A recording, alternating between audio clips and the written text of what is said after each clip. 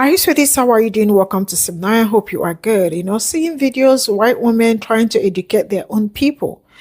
Sometimes there are some videos I see and I am like, how do white people wake up to do this kind of video? But this has always been them. One thing I have learned is that when people show you who they are, do not make excuses for them. I do not make excuses for anybody anymore because I have known them. If you were before, I would be like, it's really be very nice for everybody to come together, but there is no need for coming together because sometimes separation or segregation is actually very vital. Very, very vital for your mental health and a whole lot. I am sure you all learned that their all white town failed, something that they did not even start building, but it has failed already. That is to tell you something. I am seeing a video of a white man saying that picking cotton was so easy that, black people do not need reparations. Why? Because it wasn't hard for them to pick the cotton. And I am asking, how come you guys couldn't even pick the cherry and strawberry in your own farms if it was that easy?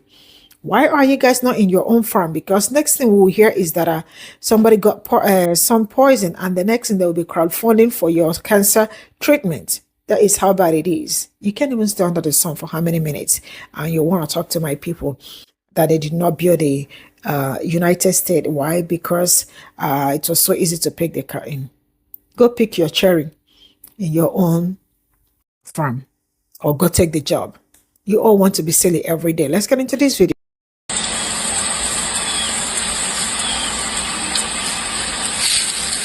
Look at how easy that was. Black people did not build America, and they do not deserve reparations. Thank you.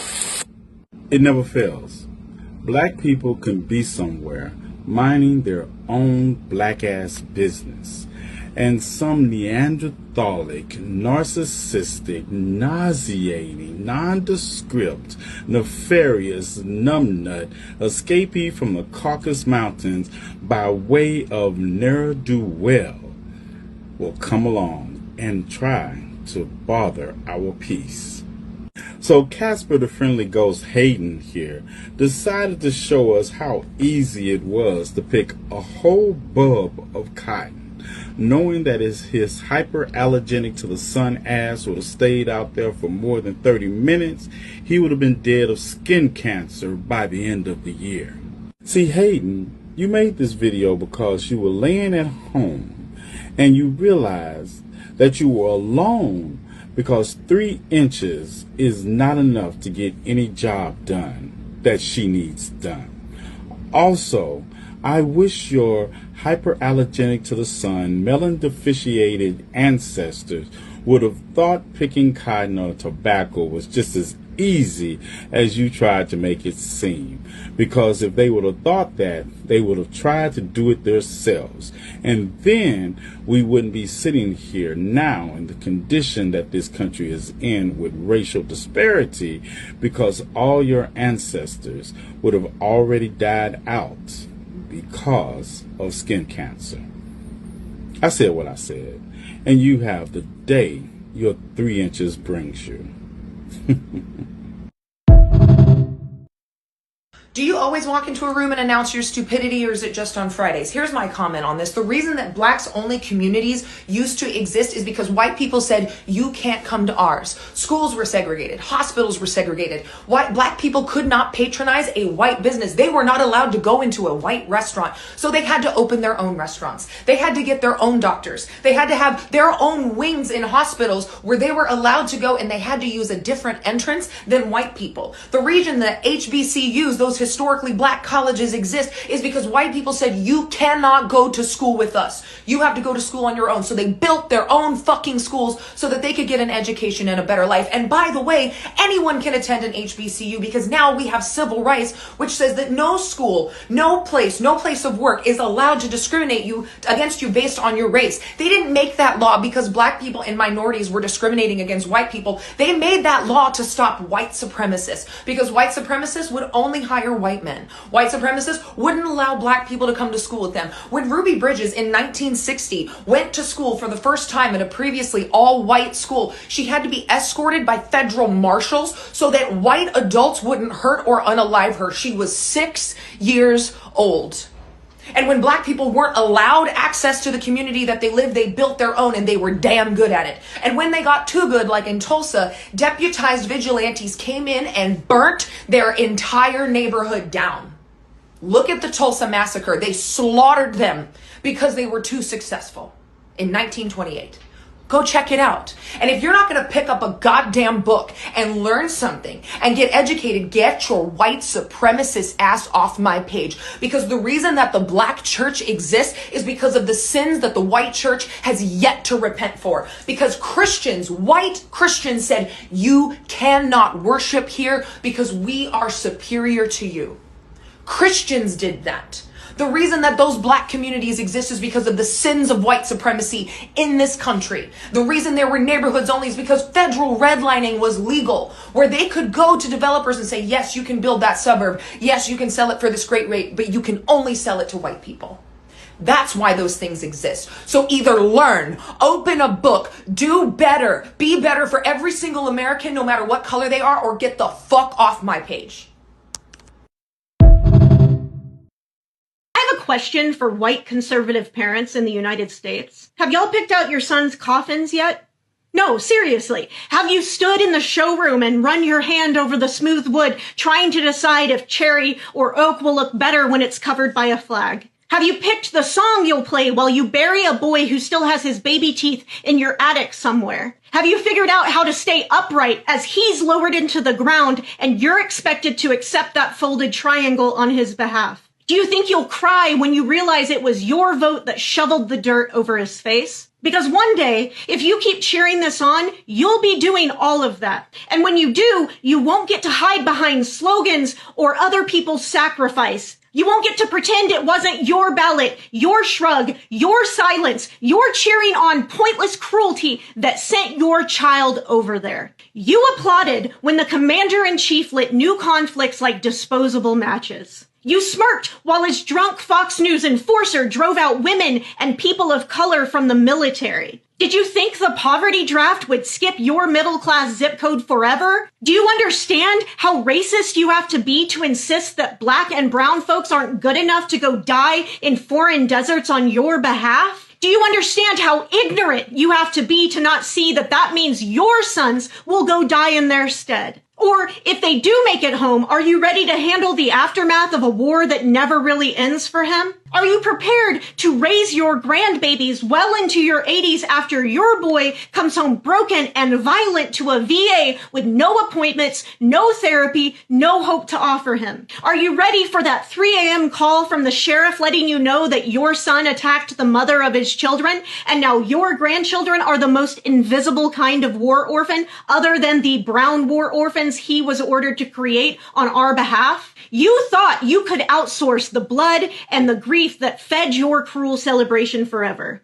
But you can't. The sacrifice that you took for granted because it was being given by people you think are below you is now at your door, knocking in uniform. I hope that someday, when you're left with nothing but boxes of photographs under your bed, the joy of superiority you felt as you watched a wife-beating alcoholic chastise the men and women who have given everything for our country is enough to bring you comfort in your self-imposed loneliness. Because I know they say we all enter this world alone and we leave it the same way, but it will be your decisions that sent your babies to die in the desert, and it will be your decisions that brought them back in a squadron of pine boxes nailed together by the votes of parents just like you. I have a question for Trump now wants you to buy all of your prescription meds directly from him. Or more specifically, he wants you to buy them from Trump RX. At least that's what he's claiming. But as a former journalist that previously ran digital communication for Medicaid in the state of Oklahoma, I think the truth of what he's doing is actually a lot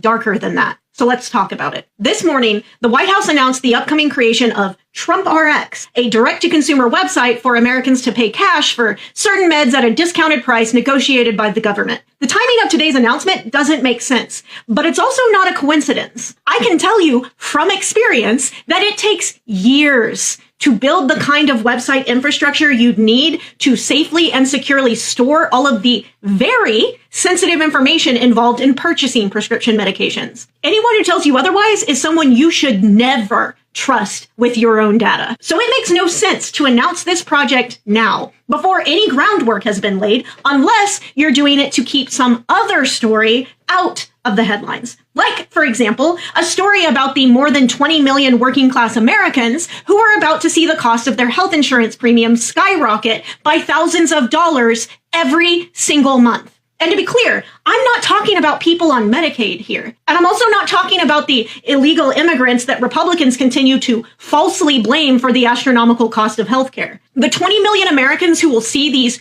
huge price increases are working class Americans who bought health insurance on the ACA marketplace, which includes farmers, small business owners, and families with young children. And if Congress and the White House don't get off of their and do something, those people are going to lose their access to care in a matter of weeks. So I want you to ask yourself, why did the White House hold a press conference announcing the Trump RX website multiple years before it will be available for use when there are 20 million Americans facing the imminent loss of their health insurance right now? I think the answer to that question is pretty clear. He will do and say anything to keep us distracted and keep the things actually hurting Americans right now out of the headlines. And he knows that most of the mainstream media will fall for it every single time. But we cannot allow him to distract us. We have to get loud about this everywhere immediately. And it is going to take the effort of all of us. Me just making this video is not enough because the powers that be don't want people to see it or have this information. So I need your help specifically. Please not only repost this video, but also, and this is very, very important, allow the video to play for a second time before you scroll on. Doing that gives us the absolute best chance of making sure this information doesn't get squashed. It is time to get loud, y'all.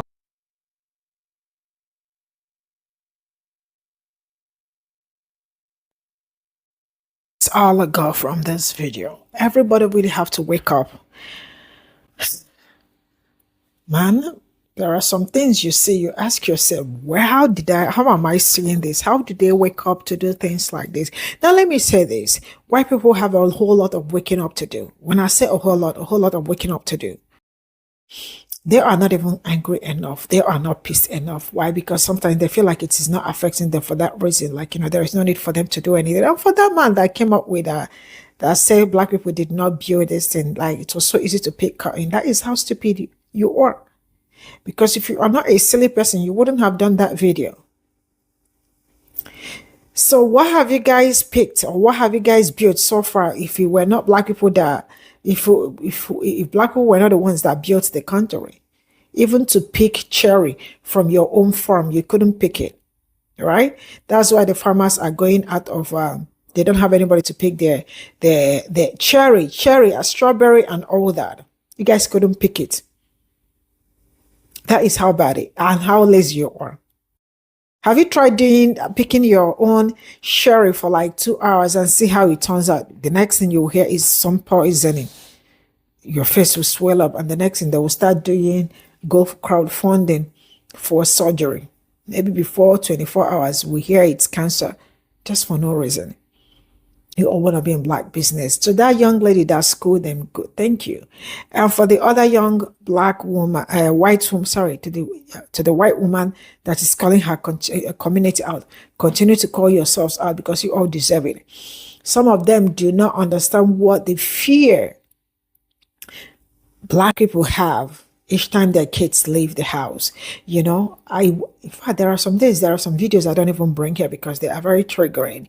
I woke up today, yes, so many black people are missing actually in the United States of America. So many black people are missing. Let me even say it. Please be very careful out there. A whole lot is going on. And some people are married to some rich deceased human beings. Some white women are condoning a whole lot because majority of the problem that is coming from white men is the things they have been tolerating. But I will leave it at that. Everybody got a whole lot of wake up to do. Bye for now.